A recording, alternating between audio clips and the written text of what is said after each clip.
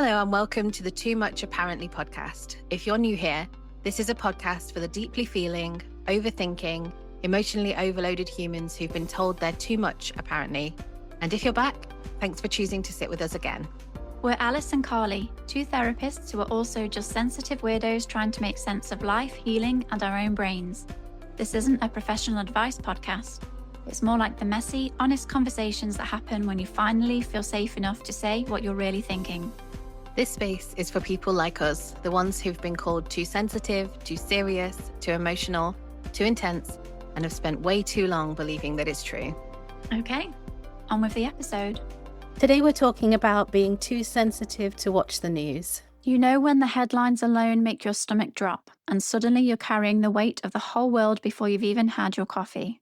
For some of us, the news doesn't just inform us, it gets under our skin. It can feel overwhelming, paralysing, even hopeless. But then comes the guilt. If I switch off, am I just being privileged? Am I choosing comfort over caring? We're going to explore why the news hits sensitive people so hard, how guilt and privilege show up here, and what it actually means to care without completely burning out. I mean, we know sensitive people process more deeply, so it doesn't really come as any surprise to me that we will struggle with things like the news. Right. And the news is so awful. Well, there's that too. There's that too. But also, I mean, for some of the news, not that we have to get into the actual news itself necessarily, but that also depends on your frame of reference, doesn't it, in terms of some of the things in the news. I guess I'm talking a bit more there politically, where for some people it will be seen as awful, and for some, mind-bogglingly, it won't. Yeah. I find that hard to even comprehend. Like, logically, I know that you're right. Mm-hmm. But I think because it has such a big impact on me, I just find it really hard to comprehend.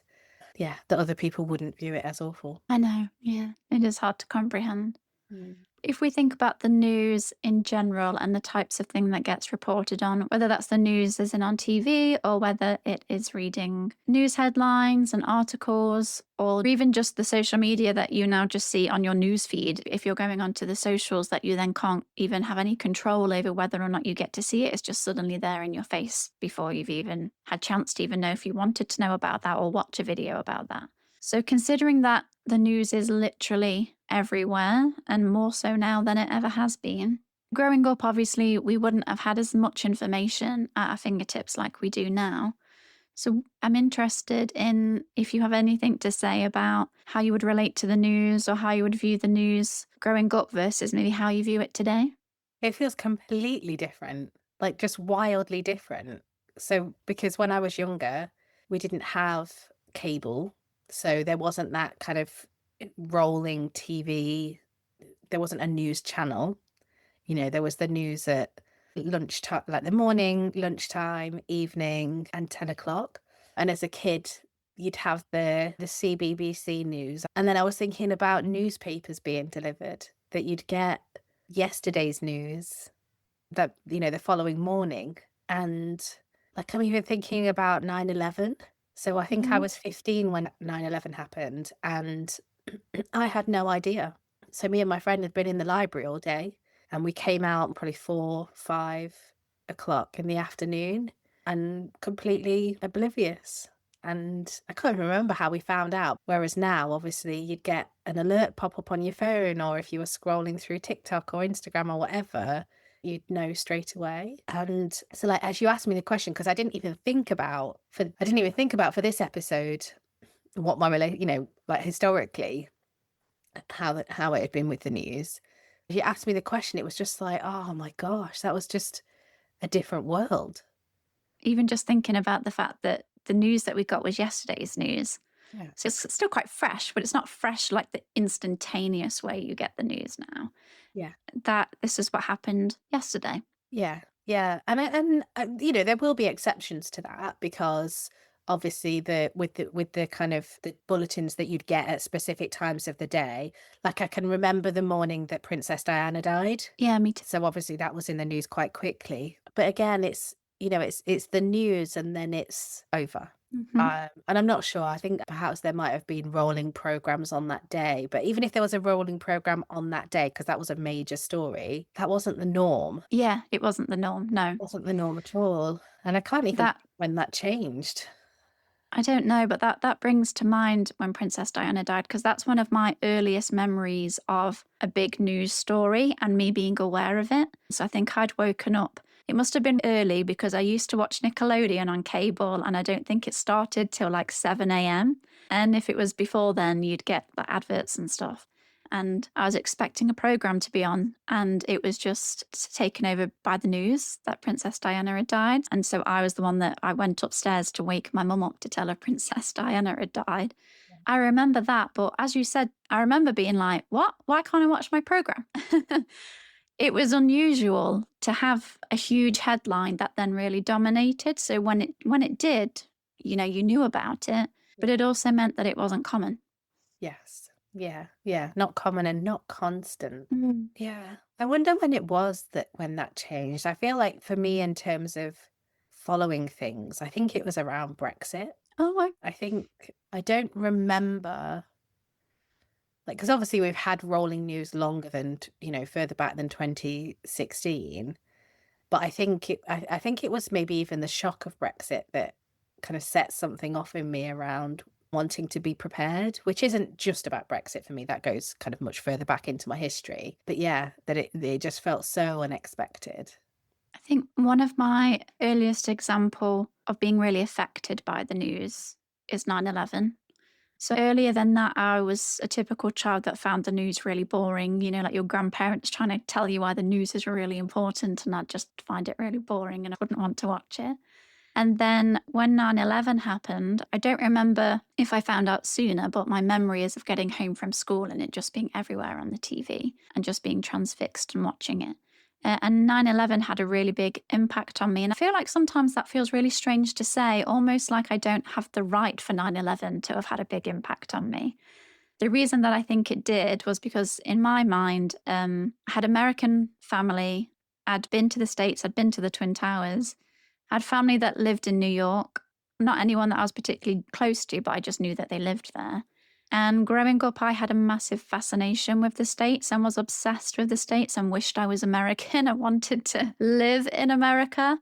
So I think because I had such a connection to it, I felt really impacted by 9/11. I recorded on a VHS tape. That's what makes me feel old, VHS. But I recorded the news onto this VHS tape. And then anytime there was a program or documentary about 9/11, I recorded it onto this tape. I Right. even, like the sticker that you would have across it, I wrote that this was my 9/11 tape and I drew a picture of the towers on it. And it affected me so much that every year on the anniversary, I'd watch the whole tape. Right. Yeah. So I'd watch the whole tape of the news story, of all the documentaries that came out about it, and I'd just sit and watch it all every single year. Mm. When I look back, I think, gosh, it's crazy that it affected me that much, that I felt so connected and almost like I felt like I needed to honor what happened by watching it every single year. It just really got in my head. But that's the first experience of feeling like really deeply impacted by something in a way that then actually carried on for years and years after. Yeah, I can really hear why you would, though. I can, just as you were talking about your love for America and wanting to be American, and I was thinking about what you'd said last time about watching kind of American shows. I feel like that makes sense that you would be impacted in that way, that kind of it would make it feel closer. And I don't know if I've shut it out because I remember the day, I remember finding out about it and being like, God, we found out about this late. Yeah, how have we not heard about this all day? But I also remember, so I said on the last episode about my friend that I met online, she didn't live in New York, but her boyfriend at the time did. So I remember being really worried, not just about being worried that he was caught up in it. I don't remember if I was or not, but I do remember being worried about the impact on him afterwards because Mm. he had brown skin. Right. Okay. Um, Yeah. so I do remember that. But as I'm listening to you, I'm also thinking about I feel like I was impacted by it. And, there were some horrendous images that were pumped out through the news. I've also watched several documentaries about it. and been really Mhm. fascinated by it. And the images, I don't know about you, but they're seared in my mind. Like, as you said that, certain images were then coming up in my mind. Yeah. But almost, but as you were talking about it, I felt like I became really aware of the extent of the desensitization Mm-hmm. of it. That this horrendous thing could have happened, and that I've watched these videos of it happening, and that actually I can talk about it with no emotional connection at all. Yeah. That almost seeing these horrendous things on the news has become normal. Yeah, it does become normal, and there's not much emotion Yeah. attached to me as I talk about it. I think if I really allowed myself to go there, I would. As a child, I would every time I would watch that video. But of course, there is a somewhat normalcy to watching something so much that you become desensitized Yeah. to it. It was different when I went to the memorial. Mhm. When I went to Manhattan maybe 5 years ago now. It was different when I was physically there. But that's just really the start, I feel. So 9/11 in the news is really the start, at least in my memory. It may be different for people who are older and have lived through other really awful things. But in my timeline of life, I feel like that's the start of then lots of similar, really difficult and disturbing and frightening news that ultimately was to come. And then that also becomes weirdly normal. Mhm. Yeah. Yeah. So where are you at now in terms of engaging with the news or not? So I go through phases, but I engage with the news not very often, or at least nowhere near in the same way that I used to.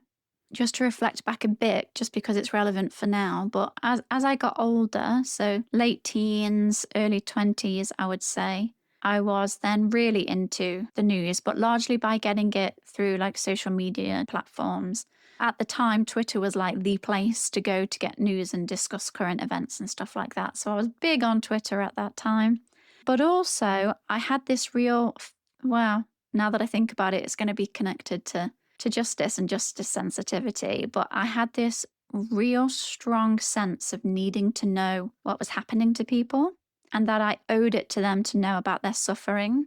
And when news articles would happen, and there was probably a bit of morbid curiosity in me that we all have as humans, but I would intentionally research more and dig deeper to find out about specific details, what had happened. So if somebody was brutally murdered, for example, I would intentionally go to find out even more information about the murder. The murder. They're murdered by a cow. Stop So doing that. it was a murder. Oh, that's really made me laugh. No, I can do this. I can't. I just got the giggles now. In the most serious of episodes. Literally, yeah.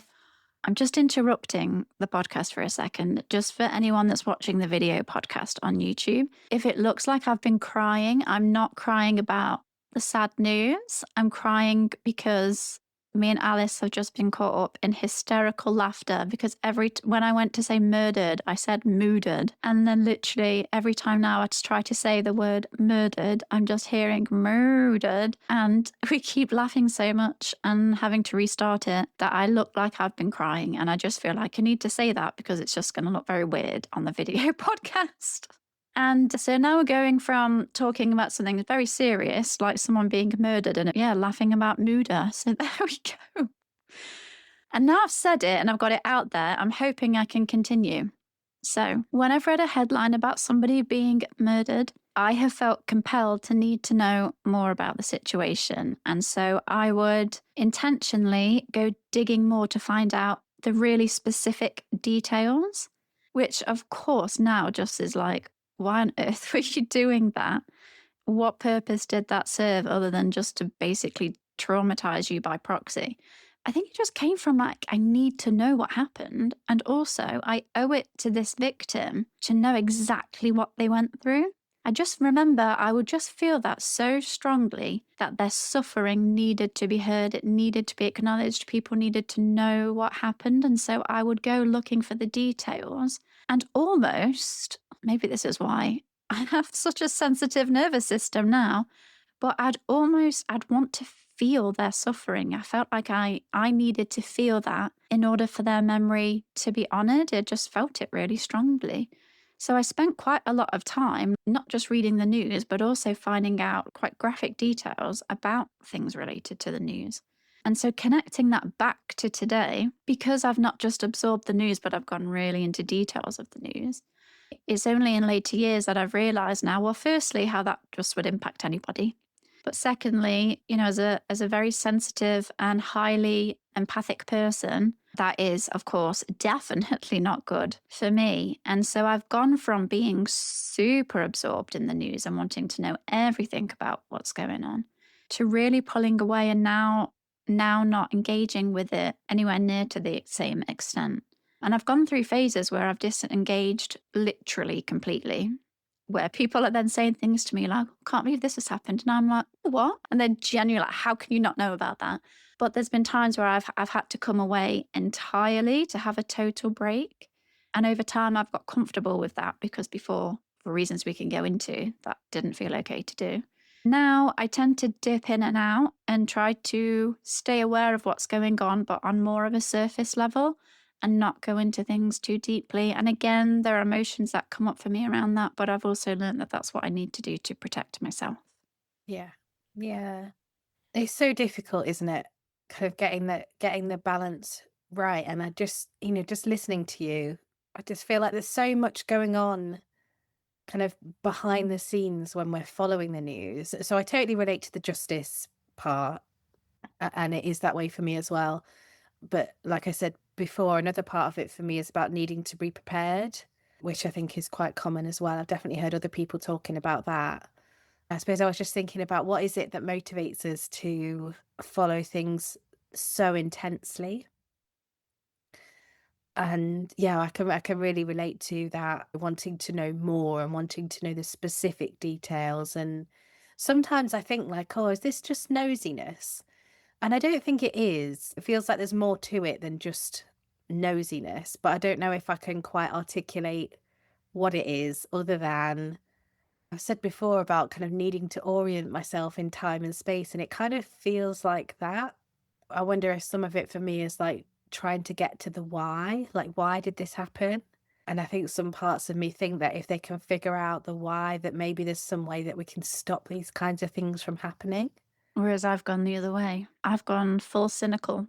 Right, right. A lot of the times, particularly when we're talking politically and things on a global scale, Yeah, a lot of the times I feel like this is what people want to be happening rather than how can we find ways to stop this from happening.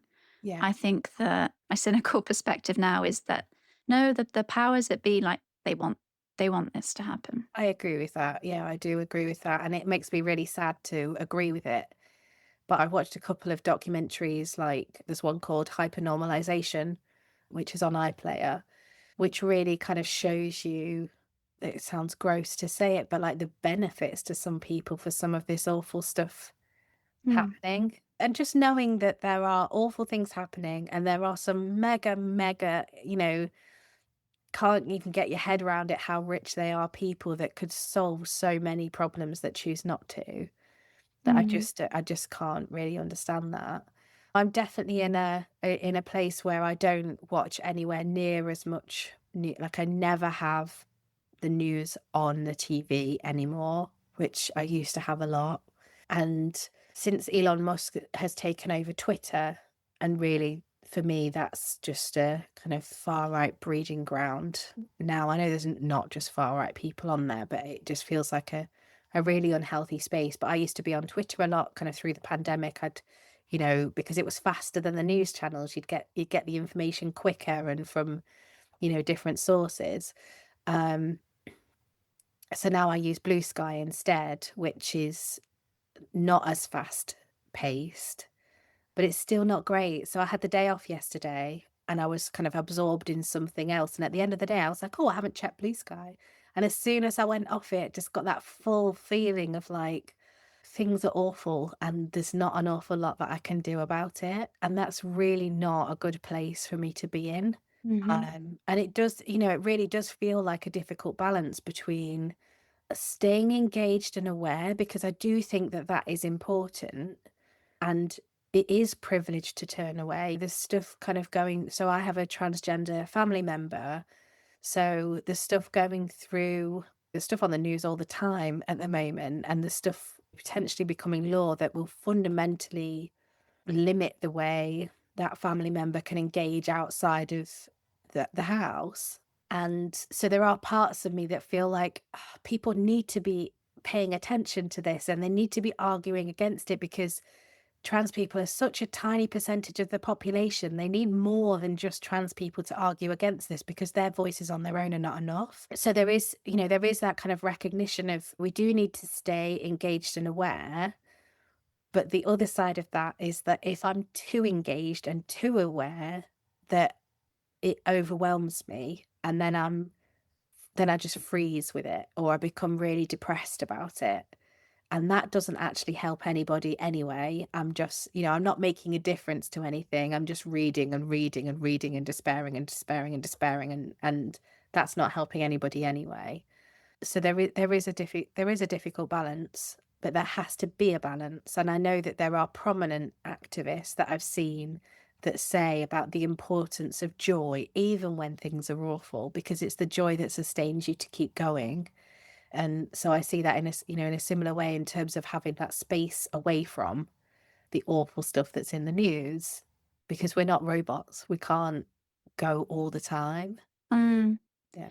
Yeah, definitely. It also really depends on who we are as people and how we engage with some of those things. Because, well, firstly, one of the things that helped me to disengage less was understanding research around modern life in the news, around our nervous system and brains ultimately not being designed to be able to cope with and process and understand and hold the constant bombardment of news and media that we have today. And that actually, that's not good or healthy for anyone. So even if we're trying to stay in the loop a bit, we're still staying in the loop for like the world news. It's still too much information for anyone, but especially if you're someone who recognizes themselves as sensitive and who gets more deeply affected. There are some people who can absorb terrible headline after terrible headline and they just go on with their day and they just read it, go, oh, that's awful, and then they move on. But if you're somebody who reads a terrible headline and then you can't stop thinking about it, and then you can't stop picturing it, and then your brain is living it and you're watching it play out in your mind almost like it's a film, that's going to have a huge impact. And there are times when I have not even read the article, I've just seen a headline and it keeps intrusively invading my mind, sometimes for days. So I also had to learn to accept that for myself, I can't compare myself to somebody else and how they engage in the news and how we should be aware of certain things, or it's our job to know what's happening here, there, or everywhere. That I need to look after myself and recognize that the impact that it has on me isn't the same as somebody else. And therefore, I do need to be more protective. And again, research also shows the impact of the powerlessness that you feel when you're coming across all these awful things and you literally can't do anything about it. That you have no power, and that then leads to helplessness. Yeah. And helplessness is traumatizing. Yeah. So if we're experiencing that again and again and again, you're just thinking about, oh my gosh, what is that doing to our bodies? Like, what is that doing to our mind? I think you're right about balance, because there have been times where I've cut myself off completely and it's been good for me and it's been what I've needed. But then when it's gone on a bit long, I also start to feel disconnected from people and the world as well. I think for me, it's been finding a way where I can still feel like I'm a part of the world and connected with what's going on in the world, but in a way that's really protective and looks after me, and potentially just knowing the headlines of what's going on without going into the specific details. And I know that that is also a privilege to be able to do that. It doesn't feel great and there's a sense of guilt, but also it's just coming to the recognition that, but I can't do anything about it. Yeah. Yeah. Yeah. And when you say about guilt there, I always think about guilt as the emotion of doing something wrong. And I don't think it's necessarily that you're doing anything wrong, but that the guilt, it makes sense to me that it would be there, because I'm seeing it as a signal back to your values and how strongly, not just you, people hold their values. But yeah, I think sometimes we can feel like because we feel guilty, that means that we should do something different, that we should turn the TV back on, that we should pay more attention to it, that we should be more engaged. So yeah, I think there's a delicate balance between your values and the need to be engaged and take action for any change to happen. There's also what you said about things being out of control. Like with lots of these things, we just have no control over what is happening. And there's also an important thing about capacity. I think it is worth acknowledging that we're both therapists, and I was really thinking about how to word this as we came into this episode, because I don't want to say that my job is emotionally draining, because that doesn't quite feel right. And I think the term that best fits for me is emotionally intense. It doesn't drain me to sit and be with people, but it does use a lot of emotional energy. So I can't then go and watch the news afterwards, or the other way around. Particularly, I can't watch the news and be really impacted by things and then go in and sit with clients, Mm. because half my mind will be on what's happening over there when I just want to be focused on the person in front of me. So I think if your job is emotionally intense as well, that's another factor to take into account. Yeah, it's not just about the sort of person that you are and what you feel your capacity is in general, but also there may be other things going on in your life that are taking a chunk of that emotional capacity Yeah. already, so that you have less to give than somebody who's doesn't have a job that takes a big chunk of it, or isn't a carer, or has a sick child, or other things that might be going on that mean that that capacity is less as well. Yeah. Yeah. So when I think about the balance between my values and wanting to take action and the need to withdraw, and then the feelings of like, oh, this is very privileged to be able to do this, where I come back to about that, I think it is about capacity. I think that's the main kind of compass. Like, what are we aiming for here? What is it that I'm aiming for by being informed? And yeah, like just going back to what I said before, like it doesn't help anybody for us to be massively informed, but to do nothing about that. Some of the ways that it's been helpful for me to be informed is that then when I'm having conversations with other people that aren't as informed, I'm able to say, oh, actually, did you know about this piece of information, or have you thought about it from this way? But yeah, I think sometimes like having to admit to myself that spending hours scrolling, or deep diving into whatever the background is of the situation, or what the more details are, isn't actually helping anybody, and also it's hurting me. And that the point Mm. is to take action. The point is, if something bad is happening, what can we do? And so I think it's important to acknowledge that in lots of places we don't have the power to change what's happening. I can't do anything about Donald Trump, but at the moment what I'm thinking about is, how can I be more informed about, for example, Christian nationalism, which is not Christians. I'm not anti-religion, but a specific section of people, but that they have a lot of money and that they're pushing a lot of policy. So the way that I'm thinking at the moment is, if I can educate myself on that a bit, then I can start to spot it when it pops up in UK politics, which it already is. And then I can start to tell other people around me about that. So I have a bit of control in that way. I can't control the whole picture, but I can have a little bit of influence on some level, but it has to be within my capacity, which at the moment is low because I've not been very well. So I'm not doing that.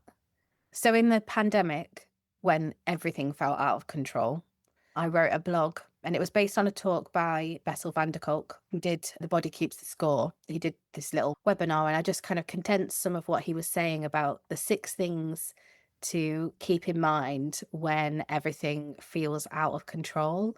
So I thought I'd just list them out, because I think they are really helpful things to come back to.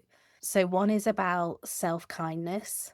Is that when we're really stressed or feeling vulnerable, we can easily fall back into being very self-critical or assuming the worst of ourselves. I think we can hear this when we're like, oh, yeah, I'm so privileged and I should be doing more. Is actually just to notice that in a dialogue and see if you can shift it more to a kinder dialogue. The second one is breathing. And I know It doesn't feel like it's going to make much difference. And I know that breathing exercises are often met with a lot of eye rolls, and they can be unhelpful for some people. But breathing or having some kind of stillness practice or some kind of soothing practice that helps your nervous system feel settled feels important. So, not on its own, but as part of a wider thing. The third part is routine. So, when everything feels like chaos, that it's really helpful to have that kind of opposite of having the routine. So you having a routine of what you do every day is not going to have a big impact on the wider world. But if it helps you to feel more settled, that's going to help you stay in a place where you've got more capacity.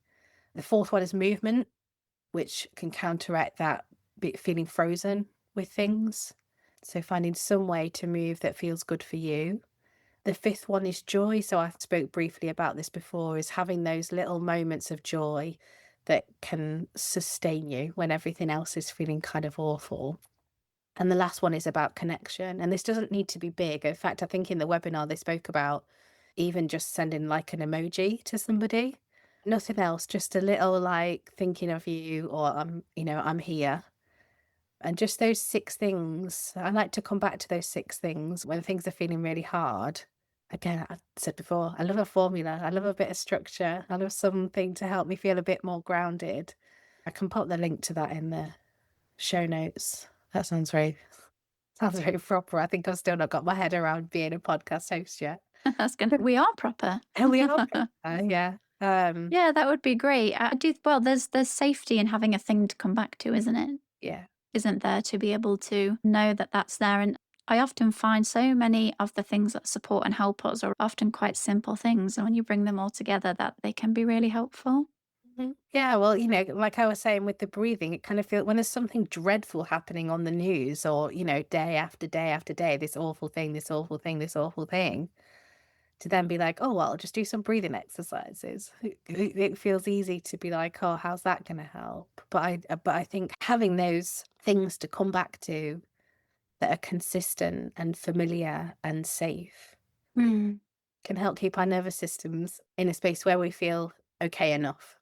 Yes, that is really helpful advice because everyone's going to want to approach their engagement with the news and what's going on in the world differently. And I think it's important that even if guilt does come up for people, like there is no right or wrong, it's just choosing what it is that's going to work for you. Because feeling guilty and then making yourself watch something, that's not going to change anything except making you feel bad. Yeah. I think the hard part for me with talking about this is that, of course, when people are aware and collective voices come together, change has happened. It's not that we're totally powerless and we've just got to roll with whatever it is that's going on. Huge change has happened. But also, that huge change is usually taken like a seriously long period of time, and people's attitudes and things like that slowly shifting and moving away. And one person can't singularly change something huge in the world. It's people ultimately coming together under a cause, and over consistent time of talking about it, then we start to get somewhere. But there are so many things that where there's been really great movement on, and yet there's still so much more work to do. That again, sitting and watching the news and feeling like you need to know about it all, that's not the part that's going to enact change anyway. So if you need to pull away from it, it's about knowing that that's okay. But also, if action and using your voice and being a part of something is also important, you can do that in so many different ways. That's not about being totally engaged with the news. So, if there is one specific cause that's really important to you, or you can join the newsletters of the organizations that are doing something about that, and you can find out ways to get involved. And that could be something as big as volunteering, and it could just be signing petitions, using your voice through those organizations and doing so in a way that works for you. It all comes down to capacity, because there are also causes that I really care about and I can't engage with them because of the impact that they have on me. So, animal welfare, animal rights is a huge one for me. I would love to be able to be seriously involved in that. I would love to go out on marches and protest, but to do that means having awareness of what goes on and happens to animals. And I literally cannot take knowing it. they're the kind of headlines that stay with me for days when I read about that's happened to animals. And there are times where there might be stuff that's so incredibly important to you, and to be engaged in it actively harms you. And in those cases, it's about saying, that's okay. What I've tried to do is, rather than beat myself up that I can't do that, is just be so glad that there are people out there that can, and just be like so thankful that they're able to keep being in those spaces and putting those messages out. Yeah. I just give all my gratitude. Like, thank you so much that you can do that. And I'll try and use my voice somewhere where I don't get as affected, and put that somewhere else. Mhm. Yeah, so that kind of made me think about, I was listening to something the other week where someone was talking about, I can't remember now, I think it was Just Stop Oil, it might have been Palestine Action, where somebody was talking about why is it older people, like why is it that we're seeing like elderly people getting arrested for being part of these protests? And they said it's because they can, because they haven't got a career to lose. They've done their career. It doesn't matter if their reputation is ruined or anything like that, that they're in a different space. And that really kind of opened my eyes to like, oh right, okay, you know, different people have the ability or willingness to do this. You know, if I was going to be arrested for something, I can't afford that. I literally, I have bills to pay. I've got children to feed. I literally cannot. So yeah, like you say, maybe there are other people with different ability or capacity to be able to do that. But it also, when you were talking there, it also popped into my head something that I came across on TikTok a while ago, which was about different ways to be a helper when it comes to social change. I looked it up last night to remind myself of what was in it. So it's called the Social Change Ecosystem Map, if anybody wants to look it up, which was done by somebody called Deepa Iyer. But they had 10 different roles, and I loved it because I just never thought about all the different ways that people can help. That's not just the narrow way that my brain was thinking about it.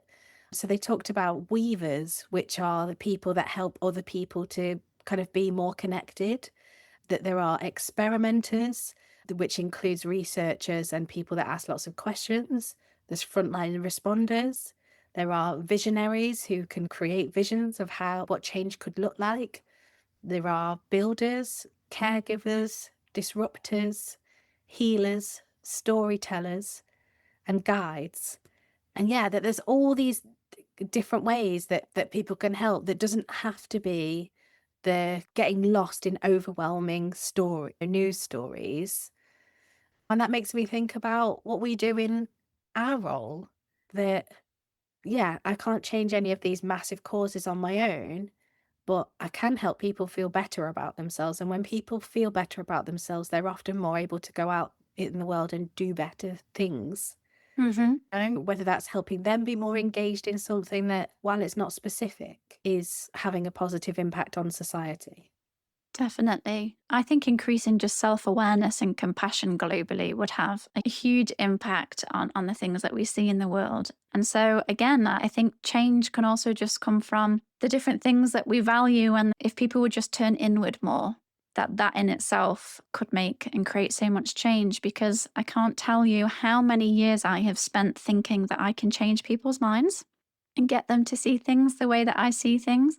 Mhm. And the majority of the time, it's not the case, because a friend actually said this to me and I was like, oh yeah, that's mind blowing. I was talking about someone in my life whose views could not be more polar opposite than mine, and how much of a struggle that is for me. And that I would just wish they could see it from my perspective. And so as much as I might moan about people who aren't opening to changing their mind and stay stuck in their views, I would describe myself as someone that is open to having my mind challenged. But I also recognized, if I was in this scenario with this specific person whose views are totally polar opposite, actually, I would be going into that conversation wanting to get them to change their mind, but not being open to my mind being changed, because there's no way my mind could be changed on that anyway. Yeah. And so there are scenarios where I am open-minded and I am willing to have my views challenged and accept that I could be incorrect, or that I could consider a different perspective. But there are also ones where I am so convicted in what I believe that no, I'm not willing to budge on that. So if someone else is very convicted in what they believe and is the opposite of mine, no conversation is going to get them to change their mind, just as they're not going to get me to change my mind on their perspective. So when two people are totally polar opposite, that it's a moot point. It's a waste of energy. Nobody's going to budge. I don't really spend much time now trying to change people's minds or get them to see things from my perspective, unless we are two people approaching a conversation where we're just sharing our thoughts and ideas in a way that feels balanced and interesting and respectful. Then I really enjoy those conversations. But most political conversations ultimately are just a way to get to exhaustion very, very quickly. Yeah, Um, definitely. I know earlier I said that I feel like I'm in quite a cynical place. Sometimes I argue that maybe I'm just in a realistic place, but maybe there is a bit of cynicism in there. But I've been so convicted for so many years that if I just do this, I could create change, or really having like these dreams of how the world can be and what it could look like, and almost falling under this illusion that surely everybody wants that and wants that to look like that. Where at one point, I was really adamant that I was going to become an MP. And if I could become an MP, then it wasn't until I started talking to people in a party about how I could get there that I was essentially told it's a personality contest. Mm. People don't put you forward because of your policies, they put you forward because of your personality, essentially. And I was like, well, as an introverted person, that's probably not going to happen. But I just thought people would vote for you because they like your policies. So I've gone down so many roads of thinking I could create all of this change in the world that ultimately I've come back to actually, I can't, because the world's not really set up for that. But I can maybe make smaller differences and get involved on a more local or grassroots level that can still be meaningful and important. And that doesn't mean I have to be aware of everything that's going on and all the horrors of the world to do that. Yeah. I think hope is really important to me.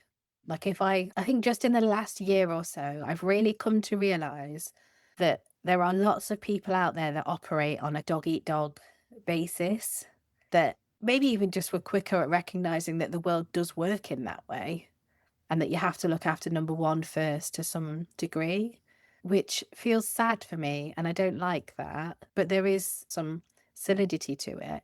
But for me, having hope that things can change is non negotiable. That if I've gone to a place where I feel hopeless, for me, that's a warning sign that I need to kind of look again at what's going on or what's going on in me. Yeah, I just think it's so important to feel to have hope in some way, not an airy fairy, oh, things will be fine, but a gritty hope of this is gonna, maybe this will take blood, sweat, and tears, but we have to move this forward in some way. I think one of the things that I find so distressing at the moment is that it feels like we're going backwards in lots of areas. Yeah. And that feels so disheartening and frightening. But yeah, and I think it's important that we work together. Those of us that want things to be different continue to work together. Years and years ago, I read something that said that the first phase of propaganda is to exhaust you. So I've always held that in my mind, is I will be exhausted by this, but that's why I take the breaks. That's why I pull away from it, is so that I don't end up terminally exhausted, if you like, so that I Mhm. can keep going in some way. Yeah, Yeah. yeah, yeah. And it's also about maybe where you can find that hope. What I have personally found helpful is, I'm just going to put this honestly. So I feel like I've lost faith in humanity as a whole. Mhm. The reason I say that is because I think I'm just really now tuned into the sense of the clambering for power and the greed and the constant need for more and the hoarding of wealth and all of those things. And so when I think about humanity as a whole and how we can be in the constant repeating of history that we don't seem to learn from, like as a whole, I don't have actually much hope there. But where then I have got hope is in individual people. So when I think about individual humans, I really believe in their capacity for good, for compassion, empathy, for selflessness, for helping other people. One of the things that I've always liked when people talk about like terrorist attacks and things like that is, oh, but look for the people that are helping, look for the ones that are putting their lives at risk, for those that just run in and help total strangers. I personally take comfort and hope in the power of the individual person. And it's a shame that I don't quite see that manifest globally. But that to me means that I can still hold on to goodness And I can still hold on to hope that individual humans can be incredible and amazing. I don't feel the hopelessness of when I think of humanity as a whole doesn't suffocate me and doesn't sink me into despair, because I just turn my attention to the amazing things that individual humans can do for one another. Yeah, yeah. I think that's really important. And, I'm mindful about time and that we need to be bringing this to a close. But what I've been thinking about a bit as you're talking is this is a really heavy subject for us to be talking about. And just wanting to remind people that are listening that they might need to take a bit of time after this to reconnect with Yeah, things that help them to feel okay again, because we have touched on despair, essentially, the despair yeah, that we each feel, the despair that's kind of projected out in the world. That, yeah, it'll be really important for people to take good care as they come out of this episode and go into the rest of their day. definitely. Yeah. Another thing that's just made me think about in terms of how to go forwards from this episode, we spoke about that it is okay to disengage completely. It is okay to take breaks. It's okay to change the way you want to engage with the news. Yeah. And also, just to add, another thing that's really helped me is remembering there's lots of different types of news.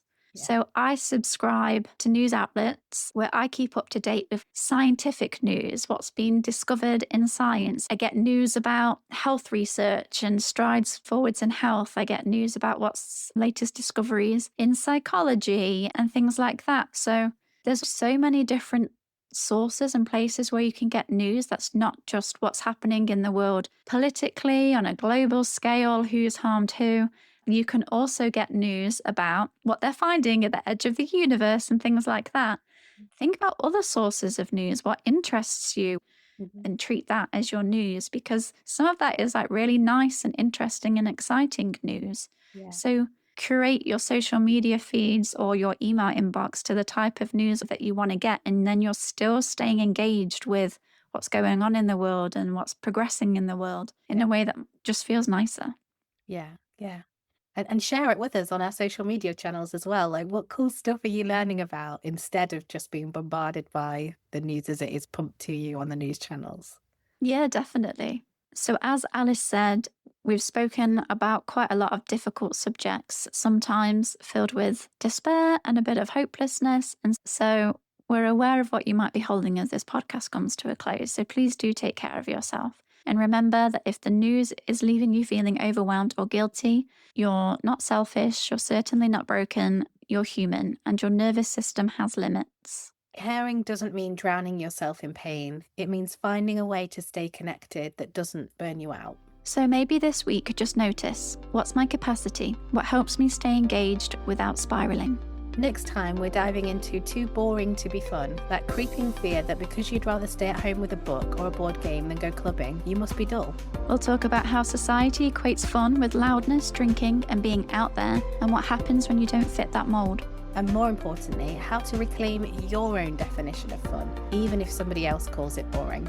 For now, sit with this question: what is a sustainable way that you can engage with the news in order to be able to care for yourself? And what might that look like? That's all from us today. If this episode made you feel a bit less alone, the best way to help us reach more people is to subscribe, rate the podcast, and follow Too Much Apparently on Instagram, TikTok, and YouTube. Those simple clicks help other sensitive humans find us when they need it most. Thanks for listening, and we'll be back soon.